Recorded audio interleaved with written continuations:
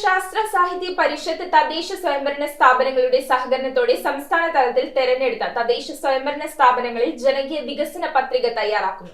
ജില്ലയിലെ വികസന പത്രിക പ്രകാശനത്തിന് ഗാന്ധി ജയന്തി ദിനത്തിൽ തൃപ്പൂണിത്തുറ മുനിസിപ്പാലിറ്റി, അശമന്നൂർ പഞ്ചായത്ത് എന്നിവിടങ്ങളിൽ തുടക്കമായി. 13 പഞ്ചായത്തുകളിലും 2 മുനിസിപ്പാലിറ്റികളിലുമായി നടക്കുന്ന ജനസഭകൾ ഒക്ടോബർ 15-ന് പൂർത്തിയാകുമെന്ന് ഭാരവാഹികൾ. സംസ്ഥാനത്തൊട്ടാകെ എല്ലാ ജില്ലകളിലും ഒരു ബ്ലോക്ക് പഞ്ചായത്തിൽ നിന്നും ഒരു ഗ്രാമപഞ്ചായത്ത്, കുറഞ്ഞത് ഒരു മുനിസിപ്പാലിറ്റി തെരഞ്ഞെടുത്ത് ആ തദ്ദേശ ഭരണ സ്ഥാപനത്തിലെ കഴിഞ്ഞ 29 വർഷത്തെ പ്രവർത്തനങ്ങൾ വസ്തുനിഷ്ഠമായി വിലയിരുത്തി വരാൻ പോകുന്ന തദ്ദേശ ഭരണ സ്ഥാപന ഭരണസമിതി എന്തൊക്കെ പ്രവർത്തനങ്ങളാണ് ഏറ്റെടുക്കേണ്ടത് എന്ന് സംബന്ധിച്ച് ഒരു വികസന പത്രിക തയ്യാറാക്കി തദ്ദേശ ഭരണ സ്ഥാപന ഇലക്ഷൻ സമയത്ത് ചർച്ചയാക്കുക എന്നാണ് ശാസ്ത്ര സാഹിത്യ പരിഷത്ത് ഉദ്ദേശിക്കുന്നത്. പ്രാദേശിക വികസന പ്രശ്നങ്ങൾ പഞ്ചായത്ത് മുനിസിപ്പാലിറ്റി ഇലക്ഷനിൽ രാഷ്ട്രീയ ചർച്ചയാക്കുക, ആ ഒരു കാഴ്ചപ്പാടോടുകൂടിയാണ് പരിഷത്ത് ഇങ്ങനെ ഒരു പ്രവർത്തനം ഏറ്റെടുത്തിട്ടുള്ളത്. നമ്മുടെ ജില്ലയിലെ 15 തദ്ദേശ ഭരണ സ്ഥാപനങ്ങളിലാണ് ഈ പ്രവർത്തനങ്ങൾ നടന്നു വരുന്നത്. തൃപ്പൂണിത്തുറ മുനിസിപ്പാലിറ്റിയിലും ആലുവ മുനിസിപ്പാലിറ്റിയിലും കൂടാതെ 13 ഗ്രാമപഞ്ചായത്തുകളിലും ഒക്ടോബർ 2 മുതൽ ഒക്ടോബർ 15 വരെയുള്ള കാലയളവിൽ ഈ വികസന പത്രികകൾ ഒരു ജനസഭ വിളിച്ച് പ്രകാശനം ചെയ്യാനാണ് ഉദ്ദേശിക്കുന്നത്. നമ്മുടെ ജില്ലയിലെ 2 തദ്ദേശ ഭരണ സ്ഥാപനങ്ങളിൽ ഇന്നലെ ആ പ്രവർത്തനം നടന്നു കഴിഞ്ഞു. ഒന്ന് തൃപ്പൂണിത്തുറ മുനിസിപ്പാലിറ്റി, മറ്റൊന്ന് അശമന്നൂർ പഞ്ചായത്ത്. വളരെ നല്ല രീതിയിൽ വികസന പത്രിക തയ്യാറാക്കി തൃപ്പൂണിത്തുറ മുനിസിപ്പാലിറ്റി ചെയർപേഴ്സൺ ആണത് പ്രകാശനം ചെയ്തത്. അതിൻ്റെ ഒരു അവതരണവും ആമുഖ അവതരണവും തുടർന്ന് ആ വികസന പത്രികയിലുള്ള കണ്ടെത്തലുകൾ വളരെ ചുരുങ്ങി അവതരിപ്പിക്കുകയും തുടർന്ന് ഗ്രൂപ്പ് തിരിഞ്ഞ് ചർച്ച ചെയ്ത് അവരുടെ നിർദ്ദേശങ്ങളോട് ചേർക്കാണ് ചെയ്തത്. അതുകൊണ്ട് ആ പ്രവർത്തനം തീരുന്നില്ല. ഇനിയും പല വേദികളിലും ഈ തയ്യാറാക്കിയ കരട് രേഖ ചർച്ചയാക്കി panchayat election municipal panchayat election സമയത്തും ചർച്ചയാക്കി ഇത് അന്തിമമാക്കി വരാൻ പോകുന്ന ഡിസംബർ മാസം 21-നോ മറ്റോ വരാൻ പോകുന്ന 21-നാണ് പുതിയ ഭരണസമിതി നിലവിൽ വരേണ്ടത്. അങ്ങനെ ഭരണസമിതി നിലവിൽ വരുമ്പോൾ ആ ഭരണസമിതിക്ക് ഈ രേഖ സമർപ്പിക്കാൻ ഉദ്ദേശിക്കുന്നത്. ഇതിനുള്ള നടപടിക്രമങ്ങൾ എന്ന് പറയുന്നത് ഓരോ 14 പ്രധാനമായിട്ടും 14 വികസന മേഖലകളാണ് ഒരു തദ്ദേശ ഭരണ സ്ഥാപനത്തിനുള്ളത്. കൃഷി, മൃഗസംരക്ഷണം, പ്രാദേശിക സാമ്പത്തിക വികസനം, ലിംഗനീതി, ദുരന്ത നിവാരണം തുടങ്ങിയ 14 മേഖലകളുണ്ട്. ഈ 14 മേഖലകളെ സംബന്ധിക്കുന്ന അടിസ്ഥാന വിവര ശേഖരണം നടക്കുന്നു. കഴിഞ്ഞ 29 വർഷങ്ങളായി നടപ്പിലാക്കിയ പ്രവർത്തനങ്ങളെ വസ്തുനിഷ്ഠമായി വിലയിരുത്തുന്നു. ഇതുമായി ബന്ധപ്പെട്ട പ്രവർത്തിക്കുന്ന പൊതുപ്രവർത്തകരെയും ഉദ്യോഗസ്ഥരുമായിട്ട് സംവദിക്കുന്നു. തദ്ദേശ ഭരണ സ്ഥാപന തലത്തിലെ ജനപ്രതിനിധികളുമായിട്ട് വാർഡ് തലത്തിലുള്ള സംവാദങ്ങൾ സംഘടിപ്പിക്കുന്നു. ശില്പശാലകൾ സംഘടിപ്പിച്ചു. ഇതിന്റെയൊക്കെ അടിസ്ഥാനത്തിലാണ് ഈ ഡോക്യുമെന്റ് തയ്യാറാക്കുന്നത്. തികച്ചും വസ്തുനിഷ്ഠമായി തന്നെ ഡേറ്റയുടെ അടിസ്ഥാനത്തിൽ, സ്ഥിതിവിവരക്കണക്കുകളുടെ അടിസ്ഥാനത്തിൽ പ്രധാനപ്പെട്ട എന്തൊക്കെയാണ് വികസന വിടവുകൾ, ഈ കഴിഞ്ഞ 29 വർഷം വികസന പ്രവർത്തനം നടപ്പാക്കിയപ്പോൾ പരിഹരിക്കപ്പെടാത്ത പ്രശ്നങ്ങൾ എന്തൊക്കെ, പുതുതായി ഉടലെടുത്ത പ്രശ്നങ്ങൾ എന്തൊക്കെ, ഇവയൊക്കെ തന്നെ കണ്ടെത്തി അവതരിപ്പിക്കുകയാണ് ഇതിനകത്ത് ഉൾപ്പെടുന്നത്.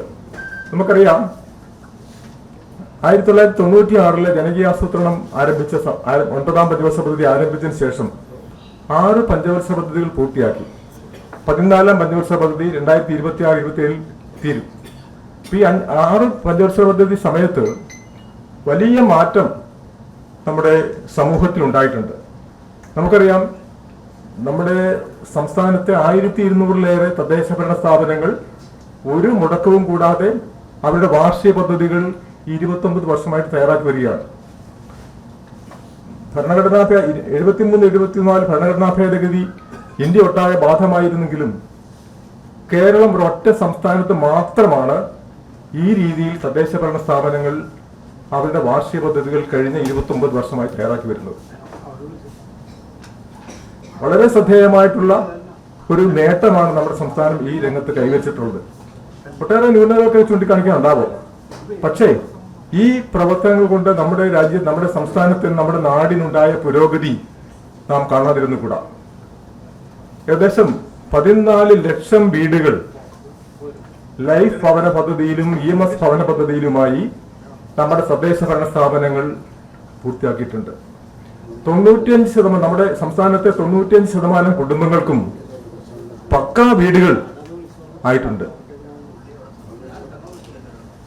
സമൂഹത്തിന്റെ ഏകദേശം 20% ജനങ്ങൾക്ക്, ഏറ്റവും ദുർബല വിഭാഗത്തിൽപ്പെട്ട 20% ജനങ്ങൾക്ക് ആണ് നമുക്ക് ഈ പദ്ധതികളിലൂടെ വീടുകൾ നിർമ്മിക്കാൻ ധനസഹായം കൊടുക്കാനായത്. അതുപോലെ തന്നെ ശുചിത്വ രംഗത്തേക്ക് നോക്കിക്കഴിഞ്ഞാൽ ഇപ്പോ 99% ജനങ്ങൾക്കും സുരക്ഷിതമായിട്ടുള്ള ആരോഗ്യകരമായ രീതിയിൽ ജീവിക്കാനുള്ള കക്കൂസുകൾ ആയി കഴിഞ്ഞിരിക്കുന്നു. കുടിവെള്ളത്തിന്റെ കാര്യം നോക്കിക്കഴിഞ്ഞാൽ 95% ജനങ്ങൾക്കും സുരക്ഷിത കുടിവെള്ളം ആയിട്ടുണ്ട്. റോഡ് സാന്ദ്രത നമ്മുടെ സംസ്ഥാനത്ത് ഈ പറയുന്ന 29 വർഷം കൊണ്ട് ഒരു തദ്ദേശ ഭരണ സ്ഥാപനത്തിൽ ശരാശരി 100 കിലോമീറ്റർ റോഡ് അധികമായിട്ടുണ്ടായിട്ടുണ്ട്. ദേശീയ ശരാശരിയുടെ 3 മടങ്ങ് റോഡുകൾ, റോഡിന്റെ സാന്ദ്രത, ഒരു സ്ക്വയർ കിലോമീറ്റർ സ്ഥലത്തുള്ള റോഡിന്റെ ലെങ്ത് നോക്കിക്കഴിഞ്ഞാൽ അത് ദേശീയ ശരാശരിയുടെ 3 മടങ്ങോളം വരുന്നുണ്ട്. അതുപോലെ തന്നെ അജൈവ മാലിന്യ രംഗത്ത് പ്ലാസ്റ്റിക് മാലിന്യം, അജൈവ മാലിന്യങ്ങൾ ശേഖരിക്കുന്ന കാര്യത്തിൽ വലിയ പുരോഗതി നമ്മുടെ സംസ്ഥാനത്ത് ഉണ്ടായിരിക്കുന്നു. 37,000-ലധികം ഹരിത കർമ്മസേന അംഗങ്ങൾ നമ്മുടെ എല്ലാ തദ്ദേശ ഭരണ സ്ഥാപനങ്ങളിലും പ്ലാസ്റ്റിക് മാലിന്യം ശേഖരിച്ച് അത് ഫലപ്രദമായ രീതിയിൽ സംസ്കരിക്കുന്നതിനുള്ള സംവിധാനങ്ങളായി മുന്നോട്ട് പോകുന്നു. അതുപോലെ ഗാർഹിക സ്ട്രീറ്റ് വൈദ്യുതി, തെരുവിളക്കുകളും വീടുകളുടെ വൈദ്യുതീകരണവും ഒക്കെ തന്നെ വളരെ ഏകദേശം പൂർത്തിയായി കഴിഞ്ഞിരിക്കുന്നു. ഘടക സ്ഥാപനങ്ങൾ, തദ്ദേശ ഭരണ സ്ഥാപനങ്ങൾക്ക് കൈമാറിയിട്ടുള്ള ഘടക സ്ഥാപനങ്ങൾ, കൃഷിഭവൻ പോലെയുള്ള, വെറ്ററിനറി ഹോസ്പിറ്റൽ പോലെയുള്ള ആരോഗ്യ സ്ഥാപനങ്ങൾ ഒക്കെ തന്നെ അവിടെയൊക്കെ അടിസ്ഥാന സൗകര്യങ്ങളിൽ വലിയ പുരോഗതി ഉണ്ടായിരിക്കും. സ്കൂളുകൾക്ക് വലിയ അടിസ്ഥാന സൗകര്യം, ഗവൺമെന്റ് സ്കൂളുകളുടെ അടിസ്ഥാന സൗകര്യങ്ങൾ വളരെ വലിയ കൂടിയിട്ടുണ്ട്. ഏകദേശം 48 ലക്ഷം കുടുംബങ്ങൾ കുടുംബശ്രീയുടെ കീഴിൽ വലിയൊരു ശക്തിയായി നമ്മുടെ സ്ത്രീ സമൂഹത്തിന് വലിയ മുന്നേറ്റം ഉണ്ടാകുന്ന തരത്തിൽ സംഘടിച്ചു വന്നിരിക്കുന്നു. അപ്പൊ അങ്ങനെ ആകെ നോക്കുമ്പോൾ ജനജീവിതത്തിൽ വലിയൊരു മാറ്റം നമ്മുടെ സംസ്ഥാനത്ത് ദൃശ്യമാണ്. ഈ പ്രവർത്തനങ്ങളിലെ ശാസ്ത്ര സാഹിത്യ പരിഷത്ത് ഇപ്പോൾ എന്തുകൊണ്ട് ശാസ്ത്ര സാഹിത്യ പരിഷത്ത് ഇപ്പൊ ഇങ്ങനെ ഒരു ഇനിഷ്യേറ്റീവായിട്ട് വരുന്നു എന്നുള്ള ചോദ്യം സ്വാഭാവികമാണ്. നമുക്കറിയാം, ശാസ്ത്ര സാഹിത്യ പരിഷത്ത് 1970 മുതൽ ഗ്രാമശാസ്ത്ര സമിതി ഇവിടെ രൂപീകരണത്തുമായി ബന്ധപ്പെട്ട് ഇവിടെയുള്ള പങ്കാളിത്ത ജനാധിപത്യം, പ്രാദേശിക ആസൂത്രണ പ്രവർത്തനങ്ങൾ ഇടപെടാൻ തുടങ്ങിയിട്ടുണ്ട്. അതിനുശേഷം 95-ലെ സെന്റർ ഫോർ ഡെവലപ്മെന്റ് സ്റ്റഡീസുമായി സഹകരിച്ചുകൊണ്ട് PLDP എന്ന പേരിലെ ഇത്തരത്തിലുള്ള ഒരു പ്രാദേശിക ആസൂത്രണം, അതായത് നീർത്തടാധിഷ്ഠിത വികസന മാസ്റ്റർ പ്ലാൻ തയ്യാറാക്കുന്ന പദ്ധതിയുമായിട്ട് മുന്നോട്ട് പോയിട്ടുണ്ട്. അപ്പോൾ ജനകീയാസൂത്രണം ആരംഭിച്ച സമയത്ത് 96-ൽ വലിയ എതിർപ്പുകളാണ് ഉദ്യോഗസ്ഥ സംവിധാനത്തിൽ നിന്നും IAS-കാരിൽ നിന്നൊക്കെ ഉണ്ടായത്. പക്ഷെ ആ സമയത്ത് ഇതിനെ ചലിപ്പിക്കാൻ മുന്നോട്ട് വന്നത് ശാസ്ത്ര സാഹിത്യ പരിഷത്തിന്റെ പ്രവർത്തകരാണ്. ഏകദേശം എല്ലാ ബ്ലോക്ക് പഞ്ചായത്തുകളിലും പരിഷത്ത് പ്രവർത്തകർ കോർഡിനേറ്റർമാർ വരികയും ഗവൺമെന്റ് ഉദ്യോഗസ്ഥരായിട്ടുള്ള പരിഷത്ത് പ്രവർത്തകരും അതുപോലെ ഉള്ള ആൾക്കാരൊക്കെ തന്നെ എല്ലാ ബ്ലോക്കുകൾ എനിക്ക് തോന്നുന്നു ഞാനൊന്ന് സർവീസിലുള്ള സമയത്താണ് ഏകദേശം ഒരു 90% ബ്ലോക്കുകളിലും കോർഡിനേറ്റർമാരായിട്ട് വന്നത് ശാസ്ത്ര സാഹിത്യ പരിഷത്തിന്റെ പ്രവർത്തകരാണ്. ഈ പ്രവർത്തകരാണ് ഇതിനുള്ള ഒരു ജനകീയാസൂത്രണത്തിന് ഇതിനുള്ള ഒരു നിർവഹണ ആസൂത്രണ രീതികൾ രൂപപ്പെടുത്തുന്നതിൽ ശ്രദ്ധേയമായ പങ്ക് വഹിച്ചത് എന്നുള്ളതാണ്. ഈ നമ്മുടെ സർക്കാർ സംവിധാനം സ്റ്റണ്ടായി നിന്ന സമയത്ത് ഇത് മുന്നോട്ട് കൊണ്ടുപോകുന്ന നേതൃത്വം നൽകിയത് ശാസ്ത്ര സാഹിത്യ പരിഷത്തിന്റെ പ്രവർത്തകരാണ്. അതുകൊണ്ടാണ് ശാസ്ത്ര സാഹിത്യ പരിഷത്ത് ഇപ്പോൾ ഈ പ്രവർത്തനങ്ങളുമായിട്ട് മുന്നോട്ട് വന്ന സാഹചര്യം അതാണ്. ഇപ്പൊ നമ്മൾ ഈ പ്രവർത്തനങ്ങൾ നോക്കുമ്പോൾ കഴിഞ്ഞ 30 വർഷത്തെ 29 വർഷത്തെ പ്രവർത്തനത്തിന്റെ ഫലമായിട്ട് കുറേയധികം മാറ്റങ്ങൾ ഉണ്ടായപ്പോഴും ഇനിയും ഇത് തുടർന്നുണ്ടായിട്ടുള്ള വികസനത്തെ തുടർന്ന് ഒട്ടേറെ മാറ്റങ്ങൾ ഉണ്ടാകേണ്ടിയിരിക്കുന്നു. അതിനു വേണ്ടിയിട്ട് ഞങ്ങൾ പരിശോധിച്ചപ്പോൾ കുറേയധികം, അതായത് കൃഷി മേഖലയിലെ ഉൽപാദന രംഗത്ത് കാര്യമായിട്ടുള്ള പുരോഗതി കൈവരിക്കാൻ നമുക്ക് കഴിഞ്ഞില്ല. കൃഷി മേഖലയിലെ, മൃഗസംരക്ഷണ മേഖലയിലെ, മത്സ്യ മേഖലയിലെ ഒക്കെ തന്നെ കാര്യമായിട്ടുള്ള പുരോഗതി കൈവരിക്കാൻ കഴിഞ്ഞിട്ടില്ല. പിന്നെ ഭക്ഷ്യ പ്രതിസന്ധി, നമ്മുടെ സംസ്ഥാനത്ത് നമുക്ക് ആവശ്യമായിട്ടുള്ള പച്ചക്കറികളും ധാന്യവും ഒക്കെ തന്നെ പുറത്തുനിന്ന് വരേണ്ടിയിരിക്കുന്നു. നെല്ലാണെന്നുണ്ടെങ്കിൽ നമുക്ക് ആവശ്യമായിട്ടുള്ള അരിയുടെ 16% ഉൽപ്പാദിപ്പിക്കാൻ നമുക്ക് കഴിയുന്നുള്ളൂ. നെല്ല് കൃഷി ചെയ്യുന്ന സ്ഥലത്തിന്റെ വിസ്തൃതി വളരെയധികം കുറഞ്ഞു പോയിരിക്കുന്നു. അതുപോലെ തൊഴിൽ പങ്കാളിത്തം, 40 വയസ്സിന് മുകളിലുള്ള ഏകദേശം 33 ലക്ഷം ജനങ്ങൾ ഇവിടെ തൊഴിലില്ല എന്നാണ് ഒരു പഠനം 2022 ഒരു പഠനം കണ്ടെത്തിയിട്ടുള്ളത്. അപ്പോൾ ലിംഗനീതിയുടെ ഭാഗത്തേക്ക് നോക്കുമ്പോൾ നമ്മുടെ വനിതകൾ 40% വനിതകൾ ഉന്നത വിദ്യാഭ്യാസം നേടിയവരാണ്. പക്ഷെ അവരുടെ തൊഴിൽ പങ്കാളിത്ത നിരക്ക് നോക്കുമ്പോൾ 20% മാത്രമേ വരുള്ളൂ. പുരുഷന്മാരുടെ 70% ആയിരിക്കെ 40% സ്ത്രീകൾ ഉന്നത വിദ്യാഭ്യാസം നേടിയ സംസ്ഥാനത്ത് അവരുടെ തൊഴിൽ പങ്കാളിത്തം 20% മാത്രം. ഇത് ഇന്ത്യയിലെ ശരാശരിയേക്കാൾ താഴെയാണ്. മറ്റ് സംസ്ഥാനങ്ങളുമായി താരതമ്യപ്പെടുത്തുമ്പോൾ നോക്കുമ്പോൾ ഉന്നത വിദ്യാഭ്യാസം നേടിയ സ്ത്രീകൾ ഏറെ ഉണ്ടെങ്കിലും തൊഴിൽ പങ്കാളിത്ത നിരക്ക് താഴെയാണ്. ഇതെങ്ങനെ പരിഹരിക്കാമെന്ന പ്രശ്നങ്ങളൊക്കെ നമുക്ക് വീണ്ടും ഇതിന്റെ ഭാഗമായിട്ട് ചർച്ച ചെയ്യേണ്ടതുണ്ട്. അതിനാവശ്യമായ സംവിധാനങ്ങൾ ഉണ്ടാവേണ്ടതുണ്ട്. നമ്മുടെ സ്ത്രീകൾക്കൊക്കെ തന്നെ വിദ്യാഭ്യാസമുണ്ട്, പക്ഷെ അവര് ഭക്ഷണം തയ്യാറാക്കി കുട്ടികളെ നോക്കി വീട്ടിലിരിക്കുന്ന സ്ഥിതിയിലേക്കാണ് കാര്യങ്ങൾ പോകുന്നത്. ഇതിനെങ്ങനെ പരിഹരിക്കാൻ സാധിക്കും? ഭക്ഷണം, ഓരോ വീടുകളിലും ഭക്ഷണം ഉണ്ടാക്കുന്ന സ്ഥിതി മാറിയിട്ട് ഒരു സാമൂഹ്യ അടുക്കള രീതി ചിന്തിച്ചുകൂടെ? അവരെ പുറത്തേക്ക് വന്ന് തൊഴിലെടുക്കാൻ കഴിയുന്ന രീതിയിലേക്ക് മാറുന്ന സാഹചര്യത്തെക്കുറിച്ച് നമുക്ക് ചിന്തിച്ചുകൂടി? ഇതൊക്കെ തന്നെ നമ്മൾ പ്രാദേശികമായി ചർച്ച ചെയ്യേണ്ട വിഷയങ്ങളാണ്. അതുപോലെ തന്നെ വയോജന ജനസംഖ്യ 2026 ആകുമ്പോഴത്തേക്കും നമ്മുടെ വയോജനങ്ങൾ 20%, 100 പേരിലെ 20% പേര് 60 വയസ്സിന് ശേഷം അധികമുള്ളവരായിട്ട് മാറുന്നു. അതൊക്കെ ഇന്ത്യയിൽ തന്നെ അപൂർവമായിട്ടുള്ള സ്ഥിതിവിശേഷമാണ്. ഇവരുടെ പ്രശ്നങ്ങൾ സെക്കൻഡ് ജനറേഷൻ പ്രോബ്ലംസ് ആണ്. ഇത് എങ്ങനെ അഡ്രസ്സ് ചെയ്യണം എന്നതിനെ സംബന്ധിച്ചൊക്കെ തന്നെ വലിയ പഠനങ്ങൾ വേണ്ടിയിരിക്കുന്നു. നമുക്ക് മാറ്റങ്ങളെ കുറിച്ച് ചിന്തിക്കേണ്ടിയിരിക്കുന്നു. അത് മറ്റൊരു പ്രധാനപ്പെട്ട പ്രത്യേകത, വളരെ വേഗത്തിൽ നഗരവൽക്കരിച്ചുകൊണ്ടിരിക്കുന്ന ഒരു സംസ്ഥാനമാണ് നമ്മുടേത്. നഗര ജനസംഖ്യ ദിനം പ്രതി കൂടുകയാണ്. അപ്പൊ അതേ തുടർന്നുണ്ടാകുന്ന ഒട്ടേറെ പ്രശ്നങ്ങൾ, കൊച്ചി നഗരത്തിന്റെ കാര്യം നമുക്കറിയാം. കൊച്ചി നഗരത്തോട് ചേർന്ന് കിടക്കുന്ന തൃപ്പൂണിത്തുറ മുനിസിപ്പാലിറ്റിയും, മരട് മുനിസിപ്പാലിറ്റിയും, ആലുവ മുനിസിപ്പാലിറ്റിയും, സമീപ പഞ്ചായത്തുകളും ഒക്കെ തന്നെ, ഞാൻ ഉദയംപേരൂർ പഞ്ചായത്തിൽ നിന്നാണ് വരുന്നത്. ഉദയംപേരൂർ പഞ്ചായത്തിലെ ജനസംഖ്യയും അവിടെയുള്ള മറ്റു നഗരവൽക്കരണത്തിന്റെ ഭാഗമായിട്ടുണ്ടായ സ്ഥിതിവിശേഷങ്ങൾ നോക്കുമ്പോൾ തീർച്ചയായിട്ടും ഒരു മുനിസിപ്പാലിറ്റിയുടെ പ്രത്യേകതകളെല്ലാം തന്നെ അവിടെ ഉണ്ടായിക്കൊണ്ടിരിക്കുന്നു. ഇതിനൊക്കെ ചേർത്തിട്ട് മാസ്റ്റർ പ്ലാൻ ഉണ്ടാവണം. കോർപ്പറേഷനുകളും മുനിസിപ്പാലിറ്റിയും സമീപ പഞ്ചായത്തുകളും ചേർന്ന് മാസ്റ്റർ പ്ലാൻ ഉണ്ടായെങ്കിൽ മാത്രമേ ഇവരുടെ ഒരു ശരിയായ വികസനം നമുക്ക് മുന്നോട്ട് കൊണ്ടുപോകാൻ കഴിയുള്ളൂ. അതിനെക്കുറിച്ചൊക്കെ നമുക്ക് ചിന്തിക്കേണ്ടിയിരിക്കുന്നു. അപ്പോൾ പിന്നെ നമ്മൾ നോക്കുമ്പോൾ നമ്മൾ ഈ രീതിയിൽ മുന്നോട്ട് പോകുമ്പോഴും ഈ ജനകീയാസൂത്രണ പ്രവർത്തനങ്ങൾക്ക് വലിയ ഒരു അപജയവും കൂടെ നമുക്ക് കാണുന്നുണ്ട്. ഉദ്ദേശിക്കുന്നത് ജനങ്ങളുടെ പങ്കാളിത്തം, പദ്ധതി രൂപീകരണ ആസൂത്രണ പ്രവർത്തനങ്ങളിലെ ജനങ്ങളുടെ പങ്കാളിത്തം കുറഞ്ഞു പോകുന്നു. വിദഗ്ധരായ ആളുകളുടെ പങ്കാളിത്തം കുറഞ്ഞു പോകുന്നു. ഗ്രാമസഭകളിൽ നമ്മുടെ സമൂഹത്തിന്റെ ഒരു പരിച്ഛേദം തന്നെ ഉണ്ടാവുന്നില്ല. ഒരു വിഭാഗം ആൾക്കാർ, തൊഴിലുറപ്പിന് പോകുന്നവരോ കുടുംബശ്രീയിൽപ്പെട്ട കുറച്ച് ആൾക്കാർ മാത്രമാണ് ഗ്രാമസഭകളിൽ വരുന്നത്. നമ്മുടെ വികസന പ്രവർത്തനങ്ങൾക്ക് വേണ്ടി ചിലവഴിക്കപ്പെടുന്ന തുക നോക്കുമ്പോൾ സംസ്ഥാനത്തിന്റെ വികസന പ്ലാനിന്റെ 40%-ലേറെ തുക വിനിയോഗിക്കപ്പെടുന്നത് ഈ തദ്ദേശ ഭരണ സ്ഥാപനങ്ങളാണ്.